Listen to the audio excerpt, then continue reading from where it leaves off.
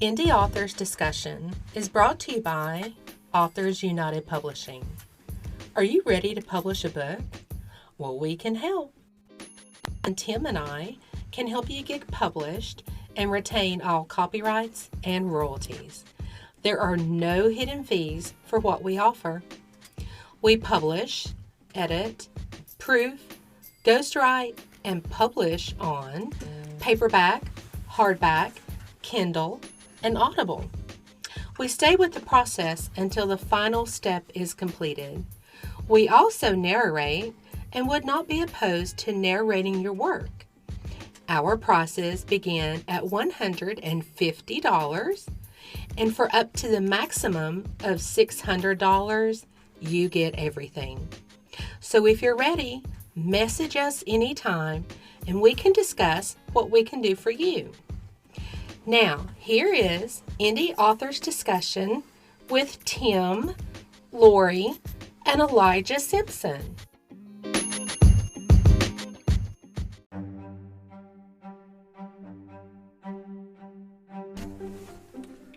Hello, everyone. My name is Rupert J. Peabody, and I was asked by Tim Simpson to sit in for him. This is our fifth? Is it fifth? I believe it is. I think so. It's our fifth podcast. And we have Eli here. And what, I'm sorry, what's your name? Lori. Lori. And the dog's name is? Daisy.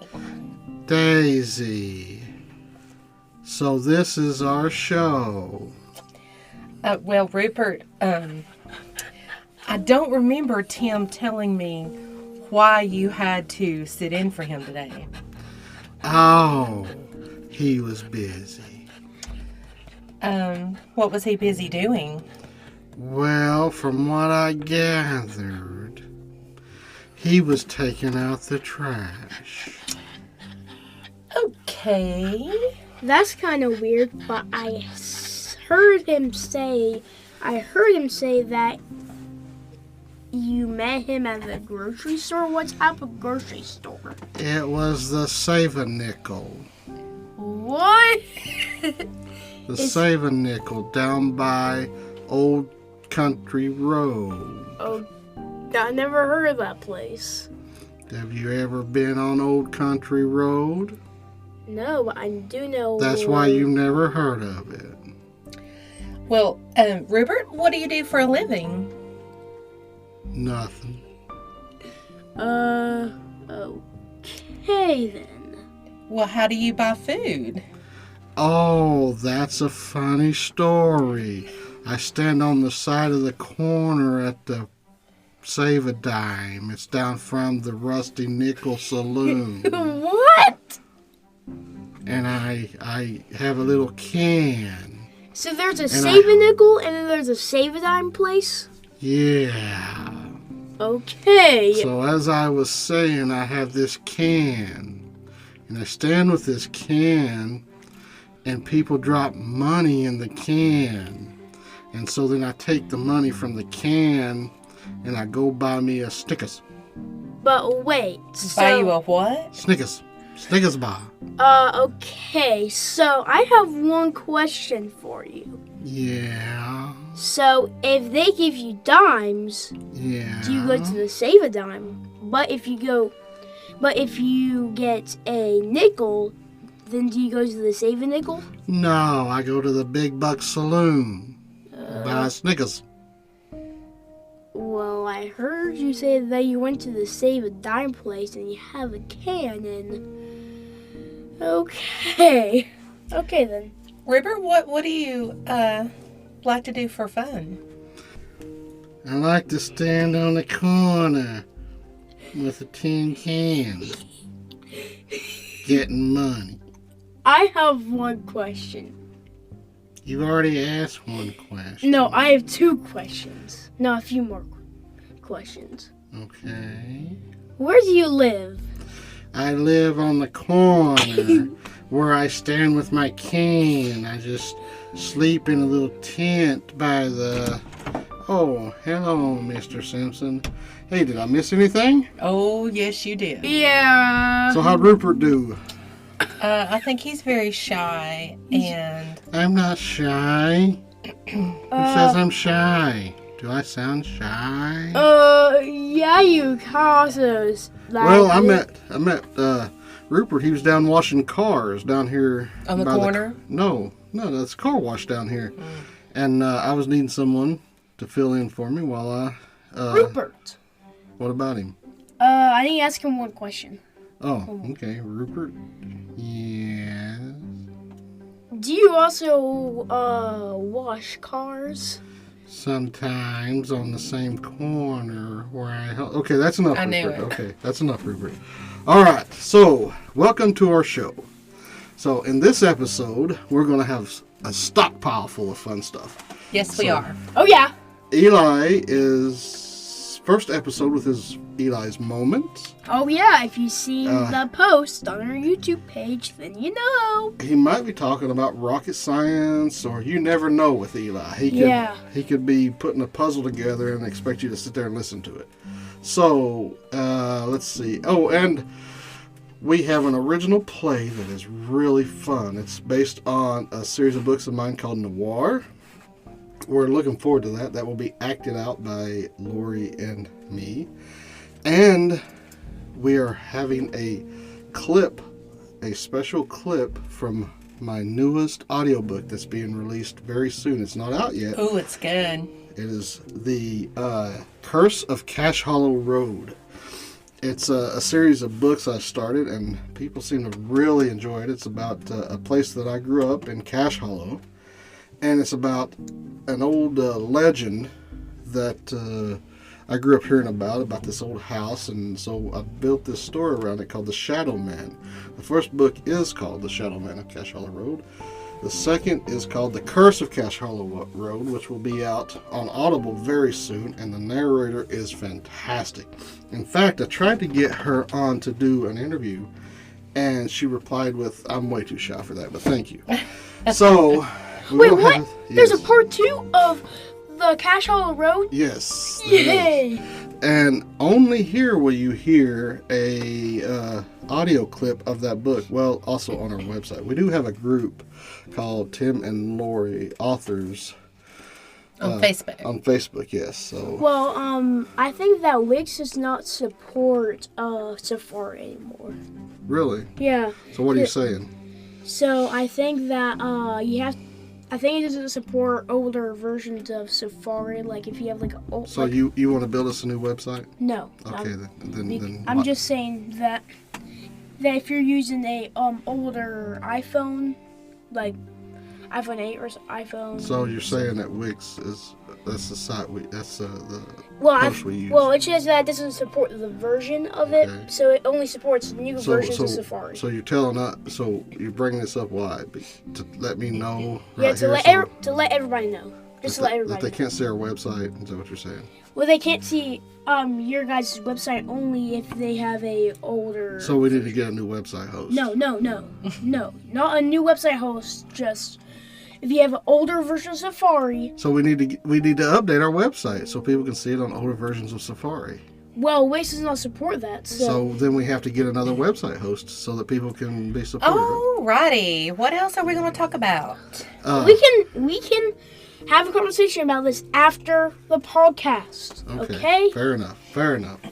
Okay, in this episode, also, Lori will be interviewing another indie author from Australia. Oh! So tell us about that. Her name is Stephanie Rowe, and her book is called Fiercely Me. And it's a story about her life. And just reading the little bit of the questionnaire that we sent her about the book, she really inspires me. So I am looking so forward to speaking with her. Great. So we got a great podcast here. Also, if you haven't already noticed, on Wednesday nights, we are putting old-time radio shows up that are our favorites. Because that's the whole reason we're really kind of into the podcast thing, because it reminds us of the old-time radio shows. Right. Back when, before television and after vaudeville, if you don't know what vaudeville is, look it up. There was radio. That's it. So actors would come on and they would perform an entire show for you, and you just listened to it. And it was so much of your mind. And my favorites are like Suspense, Jack Benny for comedy, George and Gracie, and we're going to be posting some of these on Wednesday night. So you have to tune in if you want something different, something that is not mainstream, something out of the ordinary. Eli loves the Jack Benny program, and don't spoil it. Okay, so he's going to be having his favorite. Don't spoil it. You remember? Don't spoil it. I remember. He's going to have his favorite old time radio show. Lori's going to have her favorite old time radio show, and of course, I'm going to have mine. I loved The Shadow, especially by Orson. Yeah, Eli. Especially by Orson Welles, who is one of my all-time favorite directors, writers.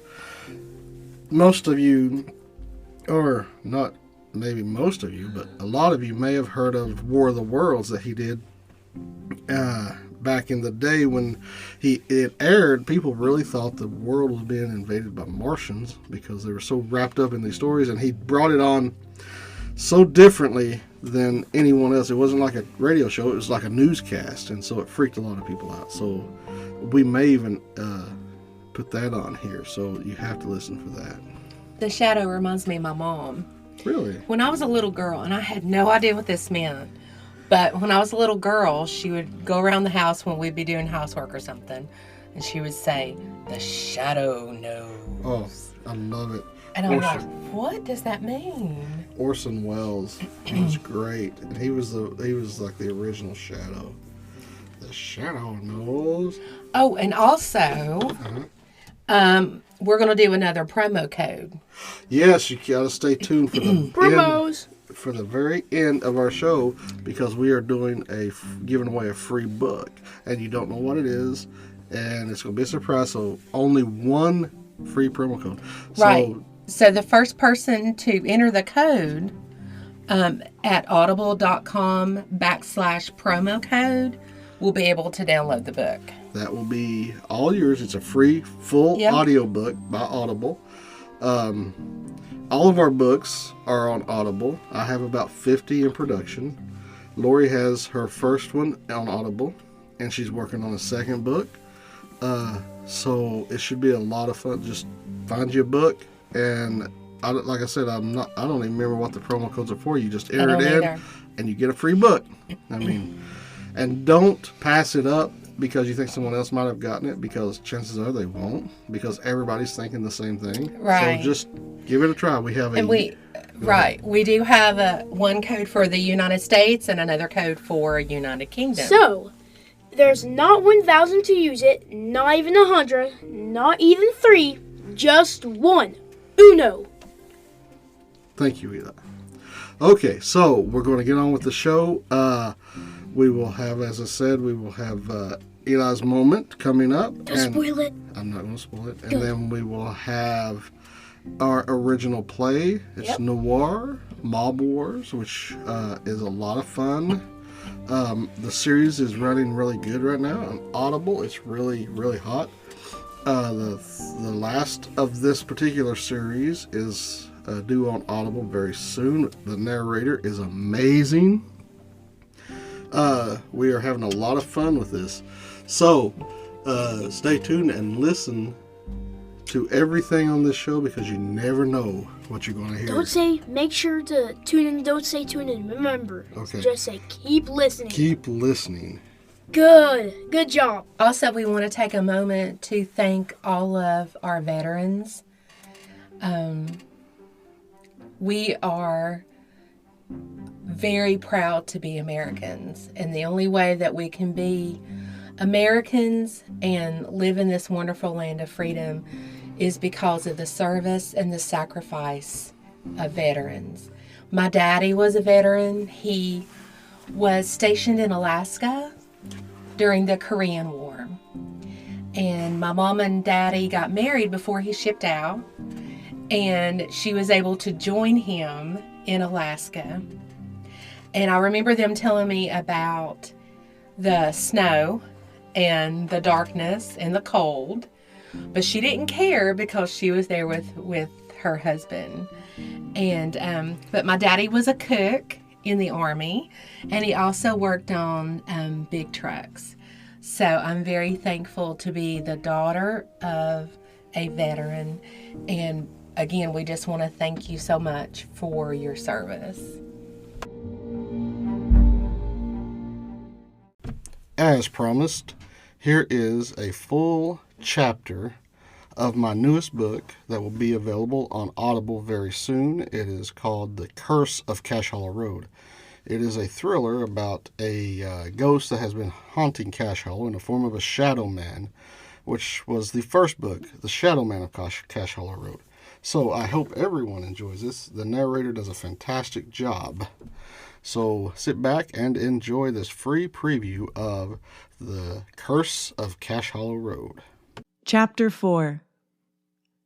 As the evening moved on, the sky began to turn from a deep blue canvas to reds and yellows as the sun slowly set, giving way to the moon that was making its presence known by sending a blanket of shadows onto the earth.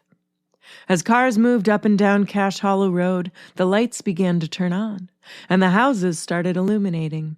The November temperature began to drop as Evelyn moved as quickly as her tired legs would allow. She knelt as far as she could to pick up the kindling used to make the fire that would sustain them for the night.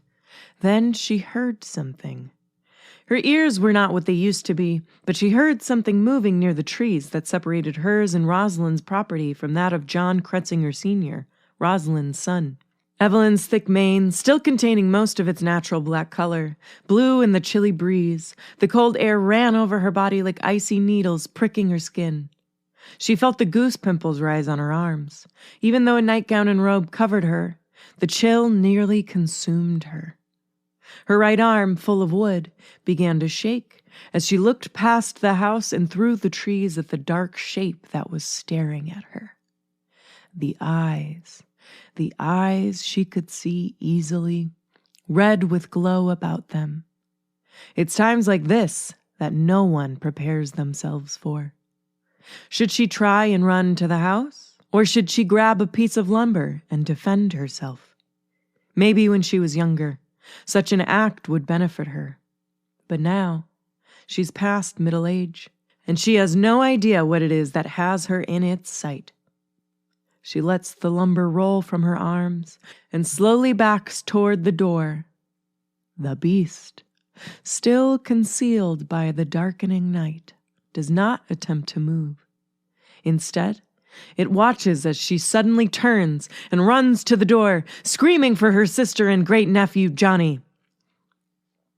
"Rosalind, it's back! It's back!" she screams, running past the coal stove, the cook stove, and the refrigerator.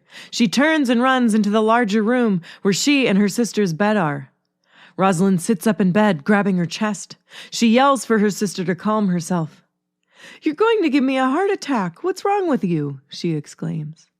"Rosalind, it's loose. It's back. It's come back. The Shadow Man is loose." Evelyn continues until she collapses in a chair, spent from exhaustion. He came from his room and rubbed his sleepy eyes. Johnny Kretzinger asks, "What's going on?" The rooms are kept dark, and the family goes to bed exceptionally early. Johnny is in his bed not long after he gets home from school. Rosalind is usually fighting some illness and is given to going to bed as early as 7 o'clock. "I saw it. It owns a beast now. Red eyes, it was watching me." Rosalind, swinging her heavy legs over the edge of the bed, looks at Johnny. "Call your dad and tell him to bring his gun down here." Johnny, the ever-dramatic one, races to the phone, grabs it, and quickly dials his dad's number. Johnny is a heavy boy everyone calls stocky. In later years, he will become morbidly obese. have his body ravaged by fibromyalgia, and be confined to a wheelchair, living off the government.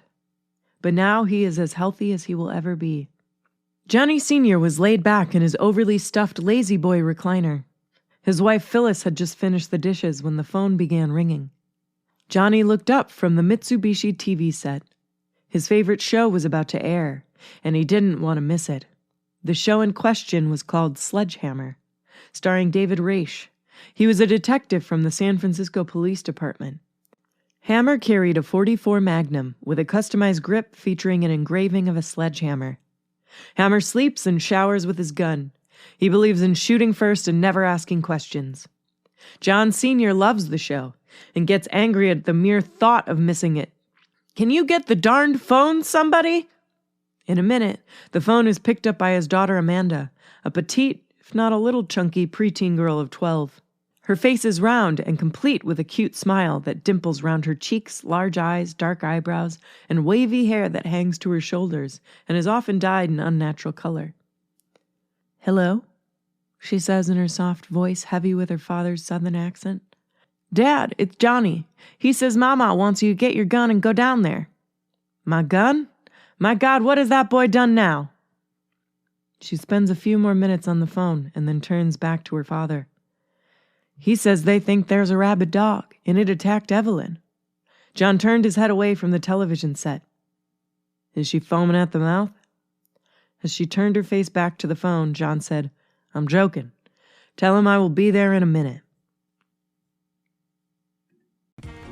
If you're looking for something new, something fun, something exciting, try some of the books by Tim Simpson. His genres range from science fiction, horror, mystery, noir, and much, much more.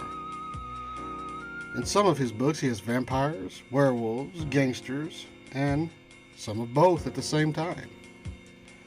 If you're interested in any of his books, they can be found on Amazon, Barnes & Noble, Books A Million, and also on Audible with some narrators from all over the world. These are books you have to listen to. They're amazing. So check them out when you get a chance. Tim Simpson on audible.com. 1954, Detroit City. The night is as cold as the heart of a tax collector. The wind rushes through people as they huddle to get through their cars, homes, or restaurants. But the night is about to heat up in a dangerous way for Officer Jerry Monroe and Officer Charles Bonds. To the casual observer, one would see only two of Detroit's finest as they enter a building, each wearing a long blue coat with a shiny star pressed on the front. They turn and dart into the apartment building as if they were late for dinner or something. Upstairs and behind the door of the apartment number 3 is a small group gathered to play their nightly card game. None of them realize that this will be the last hand any of them will be dealt. My name is Jack Manson, and this is my city. And it's the people and events like this when they give my city a bad rep. Hey, turn down that radio a little bit. Toots, how about you grab me a beer? I'll take 3 cards. Yeah, well, how's about you get your own beer and grab me one while you're at it? I'll take 1 card. Sammy, you better teach this girl of yours some manners, or I'll do it for you. And while you're at it, learn how to deal, will you? These cards are terrible. Oh yeah? Tough guy? What are you gonna do? I'll show you what I do. Hey, come on now. Stay out of this, Sam.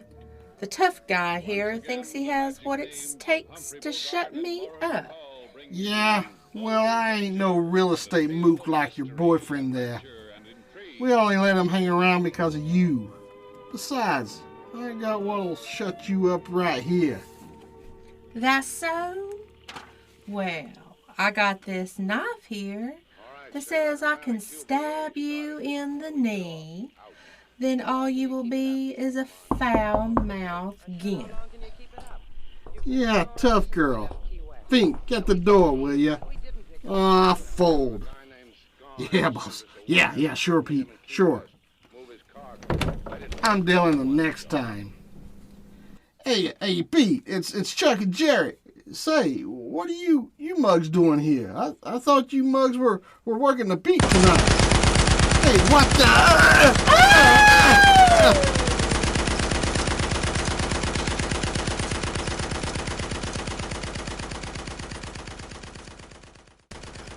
Tim Simpson presents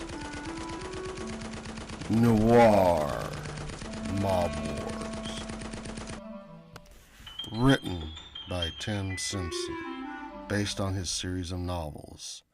Performed by Lori Simpson and Tim Simpson.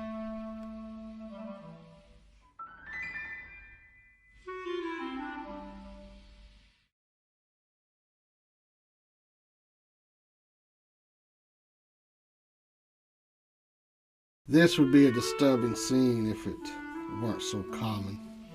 However, this sort of thing has slowed in the past year. Well, since Manny claimed the title of boss of bosses. Claimed it from his mentor, Big Joe Facone. Everyone is afraid of Manfred Van Johnson. Everyone except me, that is. Me and Manny go way back. We both grew up on the streets. I saw him around in the early days. But he was always with the roughs. My old man was a cop. So that's what I did. Manny's old man was killed when he was a boy. He and his brother grew up rough. After his mother died, he was raised in a boys' home by a blind preacher. Hey, I know these mugs, Roger. Here, want a cigarette? No thanks, Jack. Jack, so who are they? The one with the missing eye and a hole in his forehead is Fink. He's a racketeer for Van Johnson. He was brought in a few weeks ago for arson. That one over there, I don't know, but the woman beside him looks like Mary Matheson. She's a mob mole who sometimes runs with the Van Johnson boys. That one beside her holding her hand must be some poor slob she brought with her. What about them? Come on, Raj. Even with most of their faces missing, you should recognize them boys. That's Mousy Collins and Peter Carpenter, both of whom worked for Van Johnson. Do you think Manny would have had his own men killed like this? Are you kidding? Manny would have his own mother killed. But honestly, I don't think he did this. These boys, these days, he fancies himself a businessman. This was sloppy and loud, also attention-grabbing, all the things Van Johnson is not. I tried to keep concealing the thoughts that flooded my mind. If this wasn't Manny, and I didn't think it was someone wanting what he had. As I looked the apartment over, all I saw were sandwiches scattered along the floor, blood splattered all over the teal-colored wallpaper, and chairs with dead bodies still in them, overturned and spread out. The attack was fierce and quick. Only one man was standing at the time. He was the one answering the door. This was someone they knew. That's how the mob does it. They send someone you know to throw you off guard, to make the job easier and quicker. Detective Manson in York. What is it, Officer Monroe? Monroe. Sir, you should come in here and look at the bedroom. It looks like there might have been a witness or something. Well, someone was definitely in here. Could be one of the ones out there. I don't think so, Raj. Look at all the candy wrappers. So, one of them had a sweet tooth. Look closer. Someone was staying here. That someone wore very small shoes, and look. Yeah, it's a small cap on the bed. Do you think it could have been Biggie Smalls? Either him or a kid. I believe if it were Smalls, they would have got him, probably. Did you see all the lead in that room? Yeah. It was definitely a Thompson. I wonder if any of those mugs had a kid. If they did, the kid would be our only witness and the most prized young'un in this city. Once whoever did this finds him, he's a goner.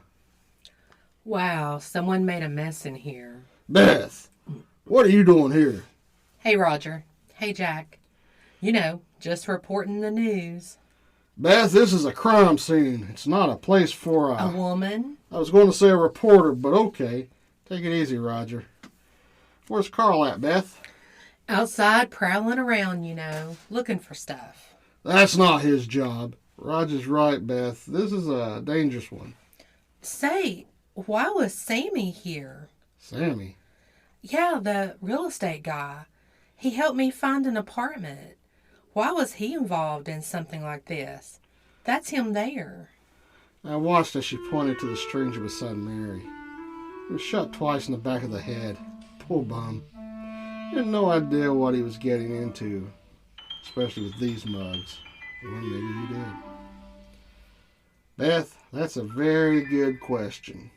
A question that you might be able to help me answer.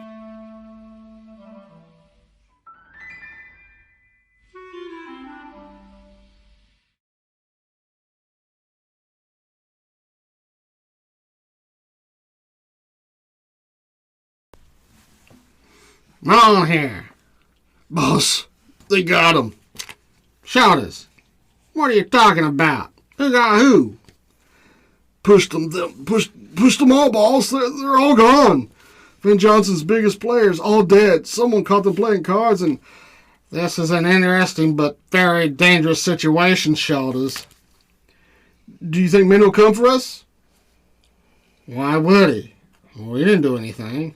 We didn't do it. That's the thing, boss. It looks like we did.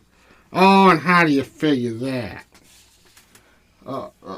Susan, you know, from the apartment, she said that a couple of cops went in. Yeah, well, old woman is as nutty as a squirrel. She don't know nothing.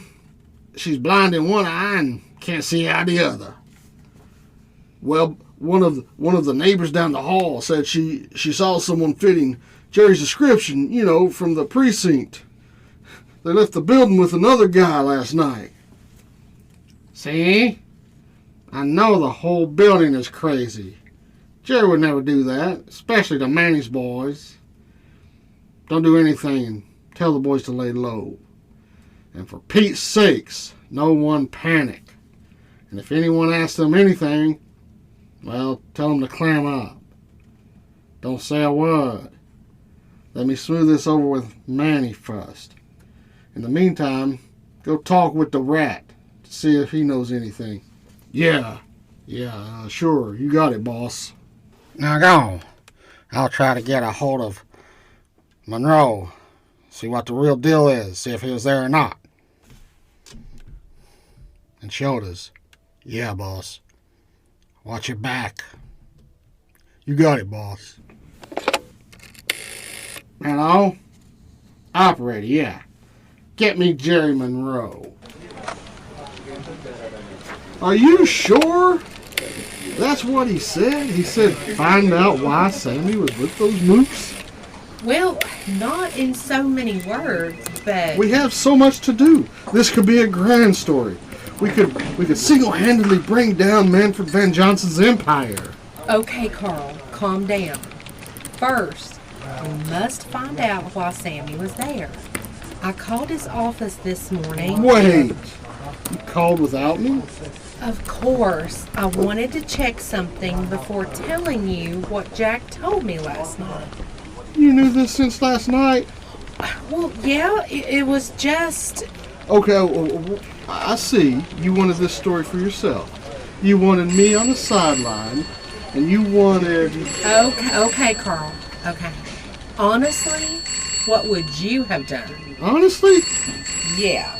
I would have made up an excuse and run the story myself. Okay, then. Then why are you telling me now? Well, I keep hitting roadblocks. I tried calling his brother, uncle, and cousin. but no one will talk with me, so I So just... you wanted to try something unconventional, is that it? Carl, this is in no way disparaging towards you, but you do hang out in some shady parts of town with some seedy characters. How am I not supposed to take that say? What does that word mean anyway? Carl, do you know someone who might know him? Well, I might. What does that even mean? It means if you give me a kiss, I'll tell you. How about I give you a 5-knuckle kiss right on your yap? Okay, take it easy. There's a guy hangs out near 8 Mile Road, near the Swing and Tell Club. He's called the Rat. Seriously, Carl? The Rat? We are going to listen to someone called the Rat. They don't call him the Rat because he's a stoolie. Well, sometimes he's a stoolie. Actually, he resembles a rat. Well, sometimes he is a stoolie. He does. Anyway, he knows a lot of stuff that happens around town, and we need to talk to him. If anyone knows Sammy and why he was running out with those gangsters, it's him. 8 Mile, you say? Yeah. But I really should go alone. It's a bad area. Then I need to go with you. Oh, and why is that? Because someone needs to protect you. Now, get your hat. Are you not going to eat? Why do you always eat here, Mr. Van Johnson? I like Millie's. They keep out the riffraff. So tell me about the cod game. It's bad, boss. They bumped all our boys off. Knocked them right out of there. Took them right out the apartment. It's bad.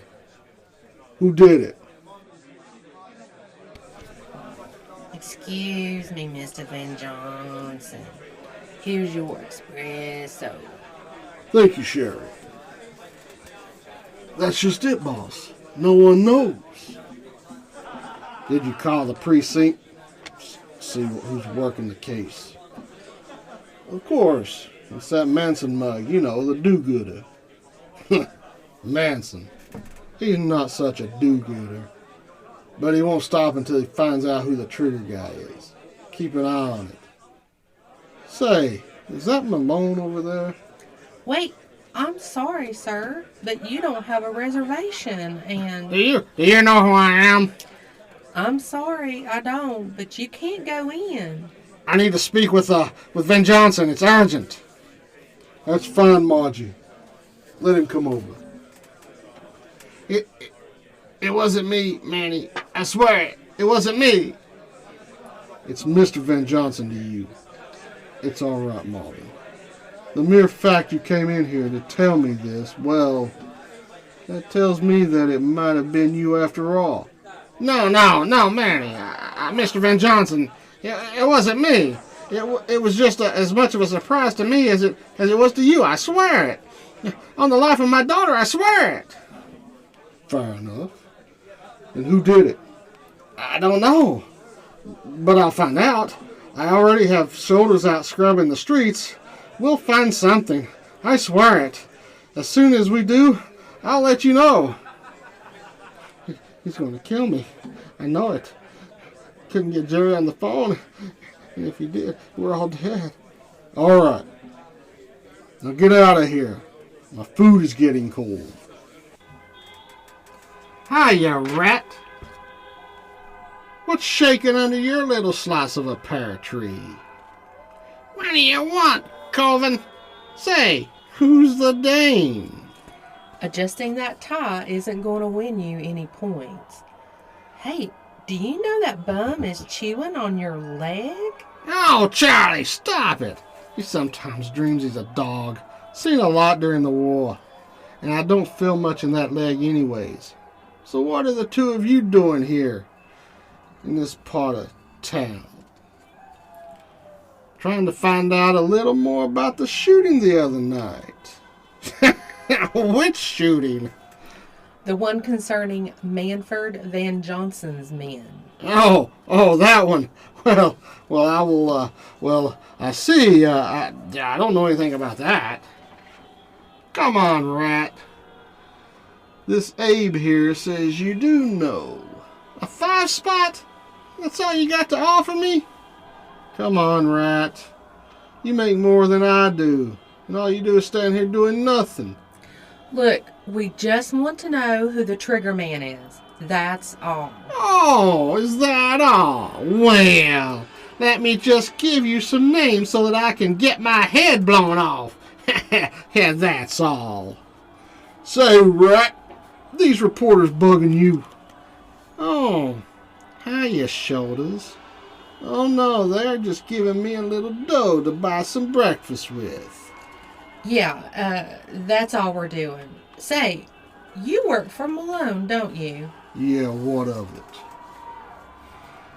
How's old Lips these days? Say, is that your car parked along the curb over there? What? No, why? Everybody run! Be sure to come back next week when things are going to get much more exciting. There's going to be more action, comedy, and adventure. And the outcome might just blow your mind. Are you tired of plain, boring YouTube videos? Are you suffering from a content mundane viewing experience? Are you ready to experience something spontaneous and fun? Something exciting and new and not old and worn out? After all, how many cat videos can one watch anyway? Well, I'm here to help. My name is Elijah James Simpson, and I have my very own YouTube channel. The link is youtube.com/Elijah Simpson is funny. 1. I think cat videos are fun also, but really, if you've seen one jump 30 feet into the air, you've seen all of them. So, I'm prepared to offer my own quick and fun videos that will make your day so much better. And I promise, I won't try to sell you anything. Well, unless you want cat videos. I can sell you cat videos, so look up my channel and leave some nice comments and subscribe. I promise, you won't be disappointed. No cats were harmed in the making of this podcast.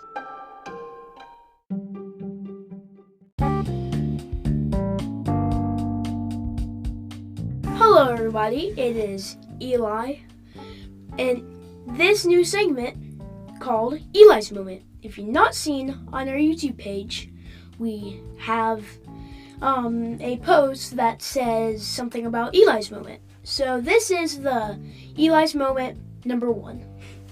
So, well, I got new phones. I mean, a new phone, Motorola G, and if you see on my YouTube channel, I do have a Dell laptop that was maybe broken, but it's actually not broken because, well, I've not made an update video, but the update video may come soon. But so the Dell had no video card and no hard drive, was not even broken or nothing. It was a connector thing that connects the hard drive to the PC, and so that was the problem. So I was able to get that fixed, and but another thing, the activation timer or something ran out, so now there's no more. Now it was not activated. So it was able to. It's now activated again, and well, yeah. So so my new phone, I've only had it for a few days, like 1 or 2, but just a few, and I've already downloaded lots of apps, and yeah. So I was able to get this app called CPU-Z. It's in the Google Play Store. You're able to get it. My friend showed me it on his Moto G, and so So CPU-Z is this app that shows you everything that's like going on internal on your phone, and it shows you like everything about your phone. It shows like what your phone model is and stuff. It shows what version of Android you're running and all that types of stuff. Yeah, so if you want to download it, but this is not sponsored, just talking about it, not sponsored, but I found this new app, and so if you want to download it and see what your phone, what the specs of your phone is, then you can go down there and just download it and see the information on your phone. So I think that's probably it now for Eli's moment. It was my little moment, and we'll have one next podcast. So make sure to stay tuned. Keep listening, and Tommy will be back on the show, and probably next episode. And because my dad kicked Tommy out of the house, and I will be bringing back him. And also Pat Buggy's, she crashed her bike on, I don't know how to explain it, but she crashed into the woods, and then the deer got it and, rode it away. So, now, I think she uses a box bicycle. But, I don't know. I think that it may be me going crazy in a dream, or I don't know. But Pat Buckings may be here next episode. So, I'll see you next episode, guys. I guess bye.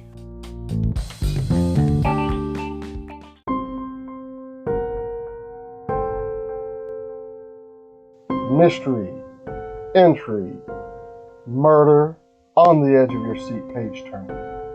These are just a few words to describe the latest book, Saving Faith by Lorianne Simpson. The small town of Mahogany Bay, South Carolina, is plagued by a killer targeting women. And now he has his eyes set on Faith Dean. Can the handsome detective Dakota McLean save Faith before it's too late? Or will Faith become the killer's next victim? Saving Faith is available on paperback, hardback, Kindle, and Audible. We are here with Stephanie Rowe. She is the author of Fiercely Me. Hi, Stephanie. Hello, Lori. How are you? Very well. How are you doing? I am fabulous. Thank you so much for having me on. Oh, well, thank you for being on our podcast. I read a little bit about your book, and then I actually read a few paragraphs in it. And I want to say that, first off, you are a very good writer. Thank you so much. Your writing is very honest and so real. And I got a little choked up because I read the synopsis of your book, and I didn't want to hurry through it, so I have not read it all, but I want to wait till I can devote more time to it. But of course, and no one should hurry through a book, really, and especially this one, because this one's packed with a lot. I could tell that from the beginning. You are a great storyteller. And I can feel the emotion coming from the book. Which is exactly what I wanted, honestly. So the whole point of me writing this was, one, to take my narrative back and to share my life experience. But I really love storytelling. And so in Australia, we have the Aboriginals, and it really struck a chord with me because their whole methodology was to hand down their history through spoken word, through stories. And I just thought, you know what, that it just has always struck me, and it's something that I really, really appreciate and love. And so that's why I had written it in the way that I've written it, was because I wanted people to connect really quickly to it, but to also let them know that you're essentially my friend. You open that book up and you've connected with me and my life. And that's, I think, being an author, you're extremely vulnerable, especially writing a memoir about your life. So to know that it has such a great response through you, Laurie, warms my heart, because you're honestly one of the first people to read my book and my memoir, Fiercely Me, outside of my inner circle and the editors. So the fact that you connected immediately was just exactly what I wanted. And the fact that you picked up on how I was writing through storytelling is exactly what I wanted, because like a lot of editors said to me that it was terrible and that I shouldn't write it that way, and I found it really interesting, because for me personally, I think everybody has lots of different ways of writing, and everyone's very different in this world, and that's why humanity is so beautiful in my eyes, is that we have all got different skills and we all contribute in different ways, and we see the world in different ways. And so I wanted to write this differently in my way, in the storytelling form. So I just had to, and that's why I called it Fiercely Me, honestly, was because I had to really dig deep inside of me and go, no, this is what I want. This is how I want my story told in this form. And yes, there's all these other memoirs, and they might do it their way, and they might do it numerically through their life. But I thought, no, I want to do it in the way that sits well with me. And so it warms my heart that you connected with it, Laurie. So thank you so much. I just looked over at my husband and I said, I'm going to start crying, because I'm telling you that it's just, you cannot listen. We're always going to have negative feedback in our lives. Always. My husband has experienced it with his books. I've experienced it. And I've got to get to the point where, like you, I don't care. This is my story. This is how I'm going to write it. And you are such an inspiration to me. I, not too long ago, a few years ago, I went through a divorce with my first husband. And that's how I started writing my first book, was a way to escape. And I feel like we all have a story to tell. And I just, I wish you lived closer so we could just invite you guys over. I wish so too. We would have so much fun. Where do you live? Bristol, Virginia. So. I was like, I wonder if we could just do a little detour. It would probably be a long detour, but we would, we could meet them halfway. That would be good. My husband is shaking his head no, but that's okay. Eli's shaking his head yes. Eli is all about traveling. So, you started writing at a young age, is that correct? Yeah, I did. I have written since I was very, very young.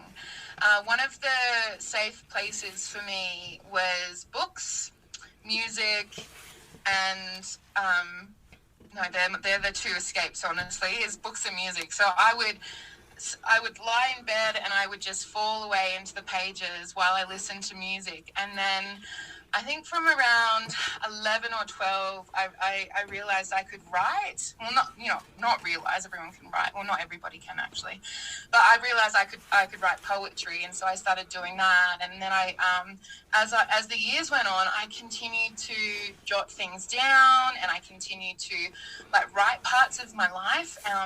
Sometimes I'd write the dreams that I would have, because they were so vivid. And so when I went to actually write this book, Fiercely Me, I had so much. It took me like a solid week just to go through all the writing, because I compiled everything from my early teenagers, my late teenagers, my 20s, my early 30s. Like, I was just like, oh my God. Like, it was, for me, I had to cut. Like, I had to cull, because I was like, this book will be huge, if I kept everything in. Right. And so, so I've written from an early age. And some of the earlier stuff, obviously when we're younger, it's it's not that great when we look back on it. But when we in that moment and we're in that artistic expression, it's just so beautiful. It's just, you know, like I remember the feeling of writing my first poem, and it will never leave me, you know, like it was just so powerful, like just the way that I seen the world at that time and like how I kind of was able to express it. Like, yeah, I just fell in love with writing from a very early age. That is wonderful. That really is.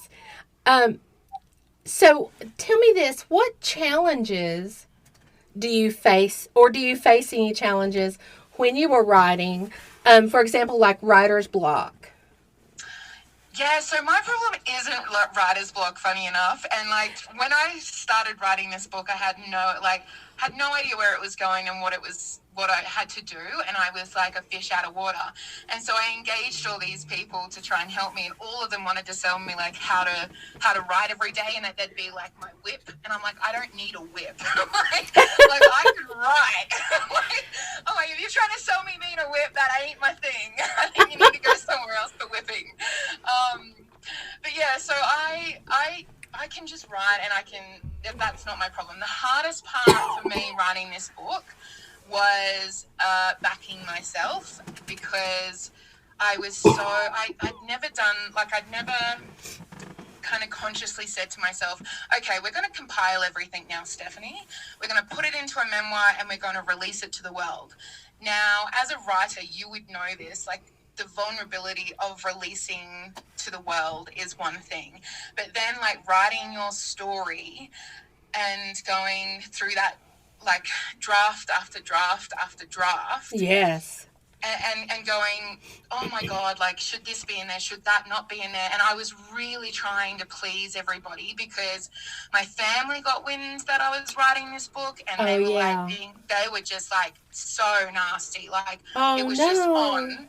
And so I'm like trying to write my memoir and be like, oh, you know, like not hurt anybody's feelings, and, you know, like be politically correct with everything. And I just got to a point once I finished it, and I just said to my husband, I'm not happy with this. This isn't me. This isn't right. It's not my soul in there. And so the hardest part for me was to look inside myself and to go, your story is worth telling. Your story is worth telling in your voice, nobody else's voice. And it doesn't matter the opinions of your family, of your close ones, or anyone else that picks up that book. It does not matter, because this isn't about their opinions on how you write.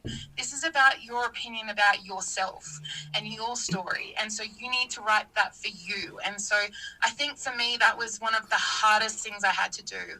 I had to get over that. I had to get over the insecurity. I had to get over everyone else's opinions and trying to please everybody.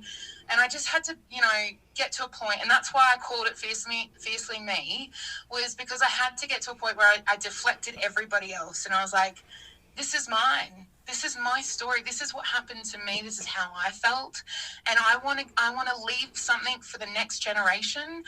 When I'm no longer here, my book will continue to survive, and that's what, you know, one of the main reasons why I wanted to write this was for that, but to also go, you know what, we can learn from stories. Exactly. We can pass down generation after generation our story, and hopefully when they pick that book up and they read it, they learn what I had to go through, and hopefully through that they can learn to love themselves, to fiercely back themselves, and that anything is possible, and then to hopefully grow and develop and know, you know, that they don't have to go through the same things that I did. That is amazing, because honestly, we are so much alike in that respect of trying to please people. My current husband is trying to get me out of that, but you just have to do what is best for you. And again, I love the pages that I read, and I can't wait to read the rest of it. What do you like to do? I know that you're traveling with your husband. How long have you and your husband been married?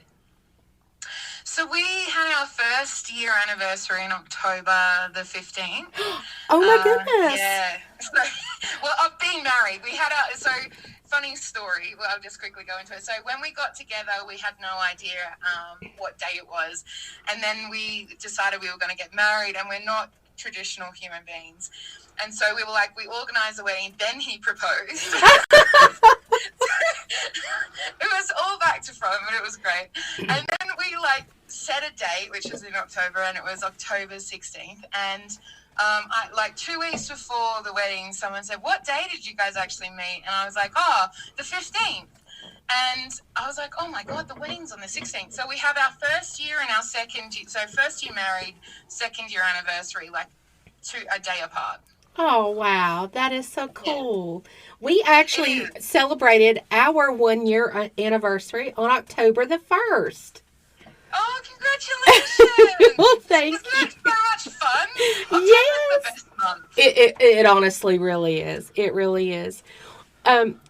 What do you like to do? And by the way, let me just throw this out that you and your husband make a very cute couple. Thank you so much. I've seen your pictures and just a great couple. So tell me what you like to do when you're not writing. So, well, at the moment we're traveling. So we've been traveling since June. So we decided. So a few things had happened. So the week of our wedding, my auntie passed away from breast cancer. Oh no! And yeah, it was terrible. It was really horrific. And so she had wanted to retire and go traveling, but she never got to retirement. She passed away before she ever got there. Oh. And I said to my husband, "Look, I don't want to wait till retirement till we go traveling." I said, "We've got enough time now to go to work." But I said, what I really would like to do is to go traveling and to see as much as we can right now. And so we have kind of come through Europe, and we've gone done a stint in Europe. Then we came over, did a little bit in Tampa, Florida, and then we did Mexico. We're now in Peru. We're going to Costa Rica and then coming to New Orleans and then back over to Europe. So it's been a very big trip, which we're both enjoying thoroughly because it's been amazing. Like we just did Machu Picchu yesterday, which was phenomenal. But we're kind of getting a little weary of traveling. So we're kind of ready to go home. We're kind of like, traveling's amazing. But we would like to now sleep in our white bed. I totally understand that. I sure do. Yeah, but normally when I'm at home in Australia, so I'm from Australia, Brisbane. I should have led with that. We would be working, and so me and my husband we're very big on community. So we love going to community markets in Brisbane, in Western Brisbane. We love cooking, we love gardening, and because Brisbane's subtropical, like we have when we were living in our unit, we had this sweep around veranda, and it was like a jungle. It was just like so many plants. So and we have different nights over. We have different countries. So we'll do a Jamaican night, and my husband's mother's from the Philippines. So Jason's born in Australia, but his mum's from the Philippines. So we did a Filipino night, and so when we get back, we're gonna do a cuisine of everywhere that we've been around the world, and get people to kind of come over, and we essentially celebrate life and connection. And we have an open door, so we've always got people coming and going, and my best friend's a musician, and so it's always I don't know how to describe it, but it's a very lively home. And it's filled with expression, it's filled with love, and we welcome everybody in. So that's kind of how we live when we're normally in Brisbane, is like that. But we also like to go and explore. Australia's huge, so we do like to go. It's gigantic, it's massive. So we do like to go and explore Australia, and we like to get out into nature as possible, much as possible. So there's just a few things, I suppose, of what we do when we're normally at home. That sounds really good. I want to now look up plane tickets to Australia so we can visit you guys. You should. Come on over, honestly. Actually, when you're in New Orleans, you're probably about 12, 14 hours from us. But that just sounds great, just amazing. Do you have any ideas for maybe a second book? Oh, that's a great question, Laurie. So I as I mentioned earlier, I love poetry. It's one of my passions. I've done spoken word poetry, and I've done just like poetry and poems. And so I don't have enough. And like, as I've been traveling, I've been writing the whole time, because it's just like, it's just been pouring out of me, having that space to be truly creative and allow like, writing to just flow out of me. It's just been amazing. And so I came up with a kind of concept probably about a month ago. Me and my husband can't work out where it came from, but I just came up with it one day, and I was like, okay, I don't have enough poetry for like my own book, but what if I do a collaboration with a whole bunch of people? And he was like, that sounds reasonable. And I was like, great. And so I asked my cousin, who is an exceptional poet, and then I asked a couple of other close friends, and they were like, yes, of course. And then I thought, you know what, I'm going to just put a call out. So I did. I put a call out, and I have gotten like 22 responses from people all over the globe. Oh, wow. This poetry book is going to turn into like this amazing book. So I have obviously got my own poems, but I have people that are going to be writing in their own native tongue, and there's some people will be doing the transcribing it into English. Then I have like a woman wants to contribute, and she's from Ireland, and she writes in her native Irish tongue. Oh, wow. So like, this book is just turning into this amazing collaboration. There's a woman in America who her grandmother passed away, but she always wrote poetry, and she always wanted to publish her poetry, and she never got to. And so she reached out and said, hey, can we publish it in this collaboration poetry book? And I said, of course, I would love to do that, you know. So we've even got someone that's passed away, but her spirit will be in this collaboration poetry book, which I'm getting goosebumps right now. And so my husband's been reading some of the poems that have been sent in, and he's like, oh my God. And I'm like, I know. So so that's the second book that I'll be releasing, and I'm extremely excited about it. And I have this, like, sometimes we live life and we don't get to experience everything that we want to, but I have been this experience of putting this collaboration poetry book together and writing my memoir just fills my entire body with pride and happiness and joy. And the fact that I get to collaborate with people on one of my passions is, you know, like, I just am so overjoyed that I get to actually literally live my dream. So that's my second book. That sounds fantastic. It really does. I cannot wait to read all the poems in that book.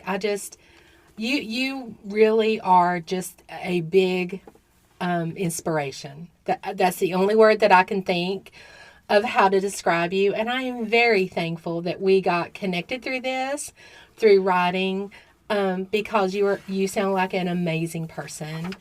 Thank you so much, Laurie.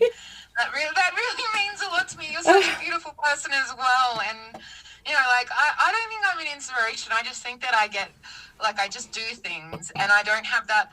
I think from my childhood, not having trauma, like having a lot of trauma happen to me, I have no fear. So I just do things. And people are like, how do you do that? And I'm like, I just do it. Like, I like that fear response of like, oh, will it fail? Oh, well, if it fails, it fails. I'm going to give it a good old red hot try, and I just kind of go with it and I do it. So but thank you so much. It really does mean the world to me that you say those things about me. So thank you, Laurie. Oh, you were very welcome, and thank you for the sweet compliment. And I truly really just, I do find you an inspiration to me. I want to ask you where listeners can find your book at. Where will it be available for them to either read it, download it, buy it, whatever? Yeah, thank you. So I am releasing it on my website, so www.mrsrowe.org. So that is www.mrsrow.org.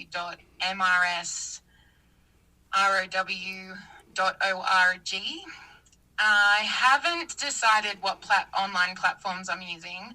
I have decided that I'm not going to release it on Amazon because I don't like Amazon, and secondly, I read the terms and conditions of Amazon, and I was like, what? Oh, okay. What are you doing? So I was just kind of was like, I'm sorry, if I want to give my book away for nothing, then I will choose to give it away for nothing. Like, I don't need Amazon to do that for me. So Right. yeah, it was just, it saddened me that, you know, they have created such a massive impact on people being able to access literature and books and authors. And there's a lot of positives, but it's also, you know, there's a lot on the other side where people don't get paid adequately. And it's like Spotify, you know, for musicians. And I found that so sad. So I was like, I'm definitely trying to sell it online first through my website. And then I'm going to put it up onto some of the other book online selling platforms, but I haven't yet chosen which one yet. Wonderful, wonderful. You'll have to let us know so that we can also promote that. My husband, Tim, would like to ask you a few questions. And then, like I said earlier, Eli has the last question. The very last question. So here's my husband, Tim. Hey, he was talking about the poetry. That's really interesting. I released a book of poetry a few years ago. And I could send you a poem if you wanted it. Yeah, of course. Definitely. I would absolutely love that, Tim. 100%. And congratulations on releasing a poetry book. That's a huge endeavor. Oh, yeah. That's awesome, though. Yeah, I've got about 50 books, I think, published now. Oh, wow, that's awesome. But now my poetry is a little bit darker than a lot of poetry, though. Mine's pretty dark. Okay. Baby, it's mine's on the dark side too. And the other question I have is, now you've lived in Australia your whole life, right? Is that your? I have lived in Australia my whole life, outside of a stint where I lived in England for a little while, and then I came back to Australia. So how do you deal with the monsters in Australia? I mean, those spiders there. I hate the spiders we have. Oh my God, it's so funny because this question comes up a lot, and it's the thing is that there is no drama to it, honestly. Like, we have snakes and spiders and like jellyfish, like there's crocodiles, like there's sharks, like there's so much that can actually kill you in Australia. It's ridiculous. I know. In more suburban areas, spiders, like the funnel web poisonous ones, aren't so common, but they still exist because in Australia our population's really small, and so what happens is that our city centres are extremely small, a lot smaller than what a lot of other countries are. So when we say suburban, it means that the closeness to actual forest and like the like trees and stuff like that is a lot closer. So you can get out to the country within majority of the cities within like between 20 to 40 minutes. So you can be out in the country between 20 to 40 minutes depending on what city you're in. So if you're on the outskirts of any major city in Australia, you will literally be dealing with brown snakes and spiders and like lots. Like I was in Kangaroo Island, and there was a scorpion in someone's bed, and she was like panicking because she's like, no, I feel like there's something in the bed, Steph. Can you just check to make sure there's nothing in the bed? And I'm like, you're being a hypochondriac. And then I went into the bed, threw the covers off, and there was a scorpion. And I was like, oh my God. I'm like, we really are this crazy. Like, and she's like, can you remove it? And I was just like, I suppose. Like, so, yeah, and I think just because we are brought up with it, it's just like, oh yeah, you just got to be careful. Like, before I left, before me and Jason left Australia, we were staying at one of my friend's places, and she wasn't far from the city. She was 30 minutes from the central, like, downtown area. And I was just like downstairs typing away because it was such a beautiful scenery. Like she was just literally near the bush, typing away, like working away on my computer. And then all of a sudden a snake goes past me and I ran so quick. Like I hate running. And I was like, I ran. Like, I was just like, I was out of there. I was just like, what is going on? I'm like, there is a snake. Oh dear. And so I think it's just like, just really letting adrenaline take over Tim and just going with it. and so you're going to New Orleans? Is that what you said? We are going to New Orleans. I love Louisiana. And oh man, my husband's been there, and he said to me that he's gonna like have to put like one of those geo tags on me. Oh yeah. Because he was just like, you're just gonna like get lost. You're just gonna start talking, and you're just gonna wander off, and off you go. And he's like, I'm gonna lose you. and when I was there, it's just like the movies. They had saxophone players on the street corners, and especially on Bourbon Street where I stayed. It's really a jazzy place. Just like, and like me and Jason's like one of our favorite music is jazz and blues. Oh, you'll love it. Exactly, like that. I cannot wait. I'm so excited. No, it's going to be the best. Like, I'm just going to dance the whole time I'm there. I went on an airboat across the swamp, and there's alligators everywhere. Of course, I'm sure you would probably laugh at the alligators and things they have there, but you'll really enjoy it, though. Can I just quickly tell you a really funny story about Absolutely. Crocodiles? So, one of my closest friends lived in Townsville, in Rockhampton, and she said to me, come up for Christmas this year. This was a couple of years ago, and I was like, okay, I'll come up. She goes, we're right on the water. She goes, in front is the ocean, and out the back is like a creek, like an ocean creek. And I was like, oh great, because Rockhampton is extremely humid in summer, and it's like putrid. It's just horrible. And I was like, great, all I'm going to do is I'm just going to float in the back. I'm going to have a drink in one hand, and I'm just going to stay in the water, and life is going to be dandy. Oh, this sounds bad already. Pardon? This sounds bad already. Yeah. Right. So I turn up. I'm already in my swimmers because I'm like, nope, I am me in the water. I have a date. And so I go, okay, so I'm just going to go off in the water. And my friend turns around to me and she goes, what do you mean? And I was like, well, the water's just there. It's like 10 meters away. She goes, no, you can't go in there. And I was like, why not? She's like, oh, it's filled with crocodiles. And I was like, what do you mean it's filled with crocodiles? And she's like, yeah, this whole area is. There was a crocodile farm just down the road. And then all the crocodiles got out. So crocodiles. And I was just like, do you reckon you could have led with that? Oh, wow. So I was surrounded by water I couldn't actually access because if I did, I would be, crocodile dinner. So, oh, wow. Yeah, at least you didn't just, jump in, run and jump in or something, or like.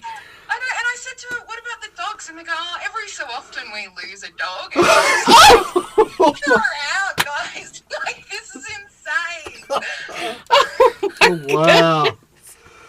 Well, and again, I was just like, okay, well, I suppose, like, geez. So, yeah, that's my story of crocodiles, my recent one. Nice. That is great. Well, Eli is waiting anxiously to ask you a question. Oh, cannot wait, Eli. What is your question for me? Okay, here's the question. What type of car do you drive in Australia? Oh, that's a great question. So, my husband, I sold my car. I was driving a little Suzuki, and I bought a moped, which is like a little scooter to get around because I love scooters. And so my husband, he drives a little Mini. And when we were in Tampa, we were absolutely astonished at how large the cars are in America. Yes. I was just like, this is insanity. Like, but even the roads are like so much bigger because you guys have to fit your cars on there. Like, there is no way in hell anyone would get anywhere in Australia because you just couldn't drive them. Like, the roads aren't even big enough. So like, people do have utes, which I think you guys call pickups. Yes. They're way smaller, like way smaller. But generally, if you're in the kind of city, like I try to buy a compact car. But yeah, so it depends on the person as well and how much money they've got. So like you've got, there's a lot of different cars, but they're nowhere near as big as the ones that you have. But if we're talking about dream cars, my dream car is a red MG with spiked hubcaps, which is a convertible. And one day in my life, I'm going to own that car. And I'm going to drive around and be like, I am the coolest human. And yes, I know you're jealous, and that's okay. Take one for the team. That sounds great. You have to tell her how Eli is a huge fan of Australia. Oh, yes. He is a huge fan of Australia, And huge fan of cars. And he's over here beaming just talking with you. Yes. This has made his day. Yeah. Well, Yes. thank you, Eli. When you get old enough, I strongly suggest trying to drive different cars because me and my husband took a BMW coupe for like a test drive because we were in the process of manifesting that car. And let me tell you, that car is so fun to drive. So fun. It is so fun. So like, I know that you guys have huge pickups and like you love that, but like, Eli, try the really fast little ones because they are a thrill. Well, my car's kind of small, ain't it? Yeah. I drive a little Jaguar. So I like the Mazda Oh, Miatas. they're really great. Yeah, I love Jaguar. That's my favorite. I like the Yeah, Mazda they're Miatas. awesome. Well, Stephanie, it has been truly a pleasure talking with you.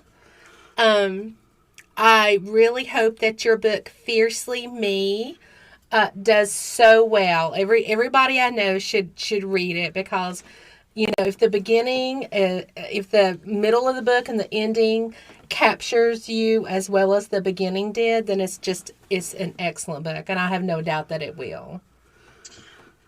Thank you so much, Laurie. But just so that everyone is aware, you can buy it for pre-sale at the moment on my website, www.mrsrowe.org. And you can follow me on TikTok, Stephanie Rowe, and Facebook and Instagram, Mrs. Rowe Author. Because I have got a lot going on my social medias in regards to the release of the book, but also some very funny videos on me traveling around the world. So if you want a little bit of entertainment and you want to come and stop by, feel free. That is perfect. That is just. I'm glad that you put that back in so everybody would know where to go. And we love good videos, don't we, Eli? Yes. Again, thank you so much for being on our podcast. You're most welcome, and thank you so much, Laurie, Tim, and Eli, for having me. It's been an absolute pleasure. For us, too. For us as well.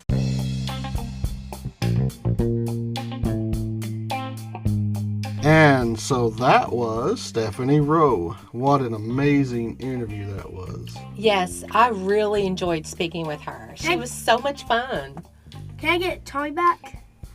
No, leave Tommy out of this. No. I want to know, what did you think about Stephanie Rowe's interview?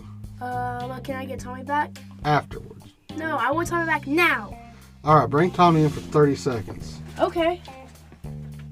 Hi guys, it's me, Hey Old Man, and hi pretty lady that's sitting beside the old man.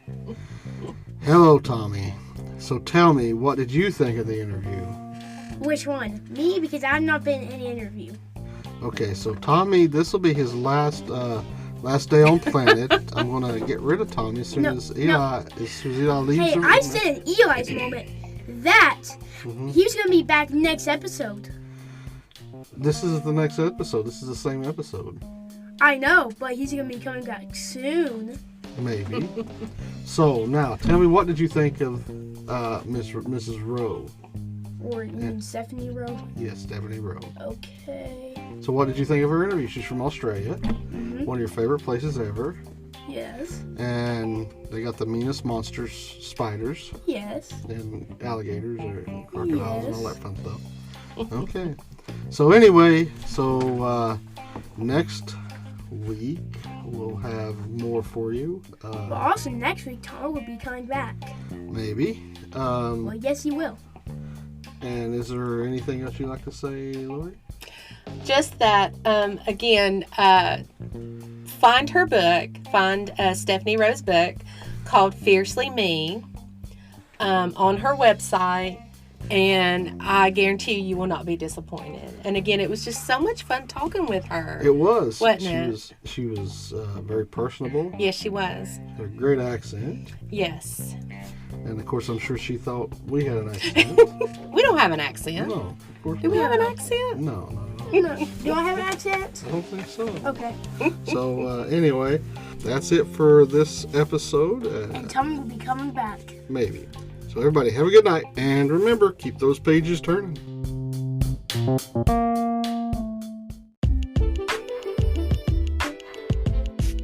Here is this week's promo code.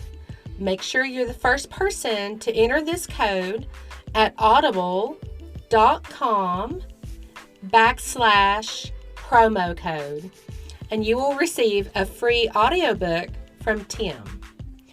The U.S. code is 7224, P as in Paul, W as in William, D as in dog, P as in Paul, J as in Jason, N as in Nancy, 7, U as in umbrella, 8. The promo code for the UK is G as in Grace, T as in Tom, B as in boy, N as in Nancy, M as in Mary, 9, X as in X-ray, Z as in zebra, I as in Israel, 7, C as in cat, S as in Sam, W as in William.